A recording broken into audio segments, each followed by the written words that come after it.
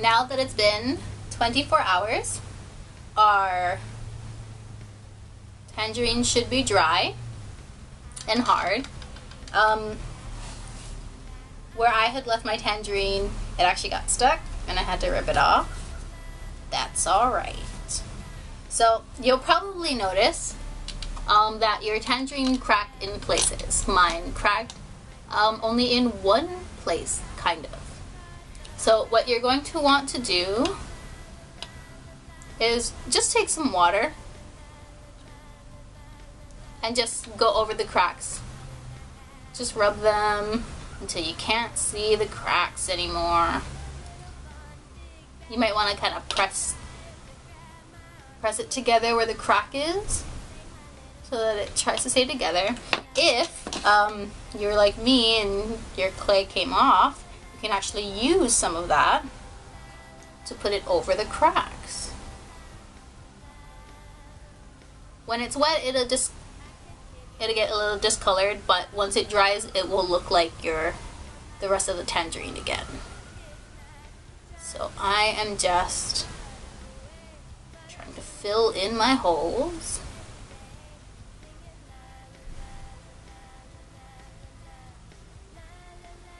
Just all the cracks that had come out.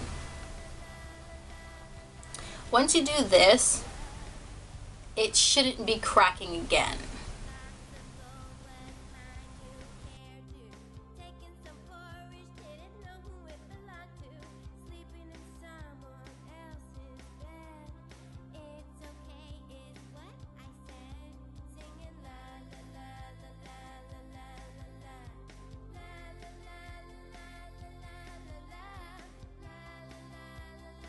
So now that you've filled up all your cracks, you will unfortunately have to wait again until it dries.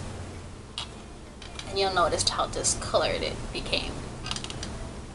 So we'll just be waiting again. It probably shouldn't take another 24 hours since it's only the top layer that needs to dry. So I suggest checking back on it periodically. I'm going to stop here and maybe check back in another 15 to 30 minutes.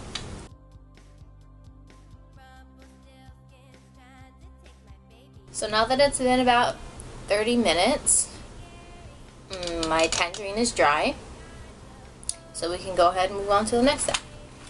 So the next step is to use the clear finish. You're going to want to do this outside or in the place that has really good ventilation. And I cannot remember how to open this can.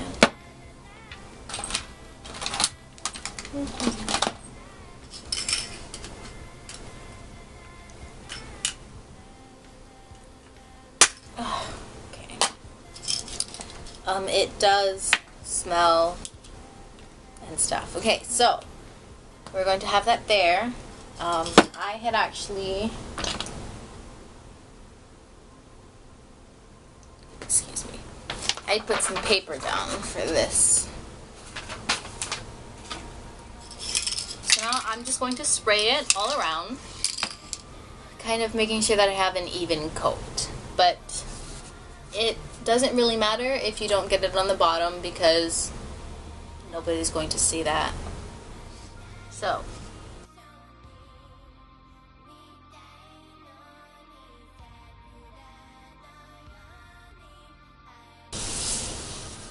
now that it looks like everything was sprayed,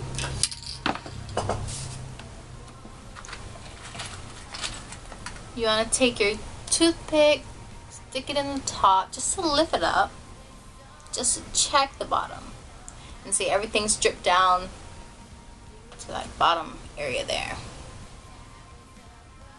Okay, now you can leave the toothpick in there because we will be using it in a little bit again. So now we want to do 2 coats of this.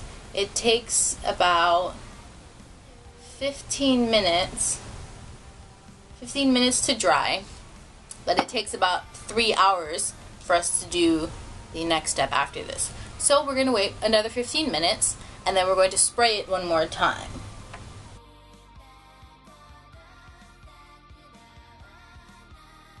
Okay, 15 minutes later and we're back. So just want to make sure that that doesn't stick. Okay, and we're spraying it one more time.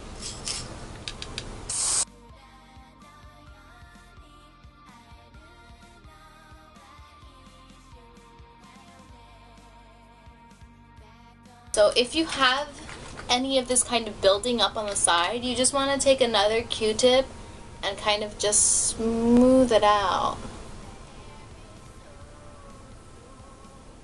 Because we don't want any chunks of white on this thing.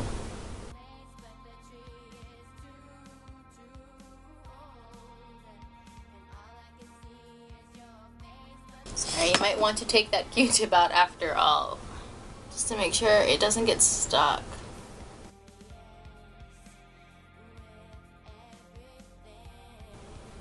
You do want to poke that hole in the middle for your stem so that it doesn't get clogged with the clear coat.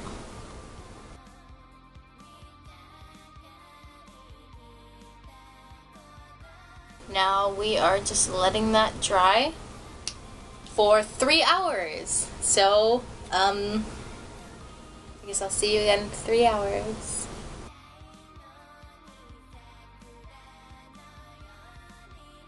Now that our tangerines are dry, we're going to put on the nail polish. This is what's going to make it so that we can write on them. So the easiest thing here is to put that toothpick back in there. So you can pick it up and you can put the nail polish on all sides, except that.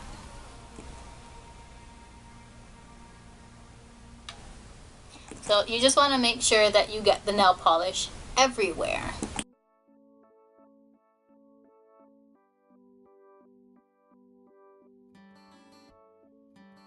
I'm being really generous with the nail polish because I do not want the marker to seep through. I want to make sure that I'll be able to write on this easily and erase easily.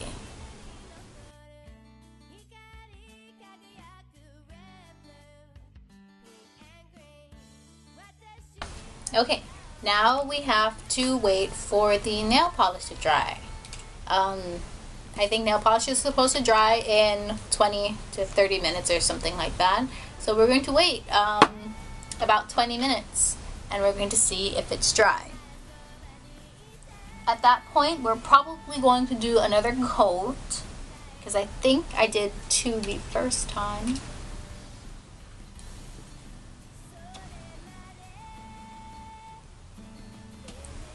So now we're just waiting.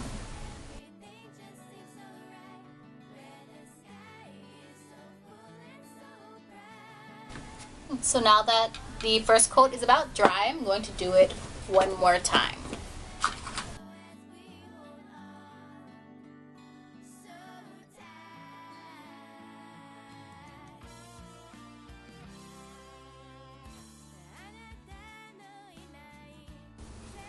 Now that our tangerines are dry, one more time, we can test it to see whether or not we need to do another coat of nail polish. So you take your marker, try to mark on the bottom so it won't be anywhere noticeable, and then just wipe it off, and there you go.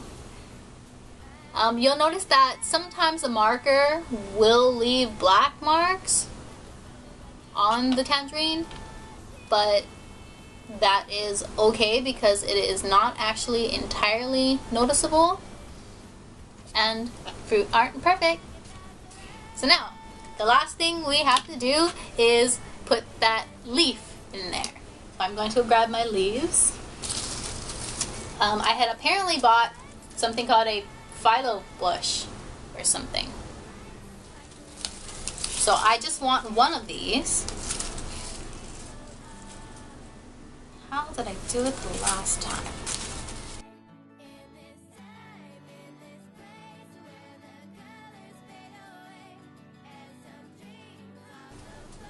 Okay, so I want to find a leaf that will go with my tangerine. I'm think that one's a bit too big.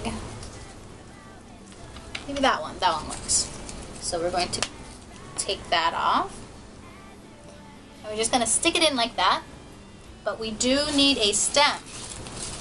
So you still have that brown piece there. And you just want to cut some of it off. And you can just go ahead and stick that right in the hole. And that's it.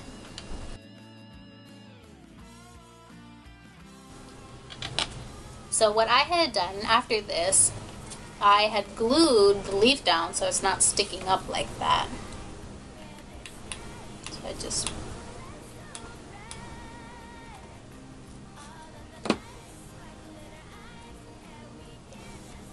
I'm using my glue gun, but I'm sure you could use just regular glue or maybe super glue or something.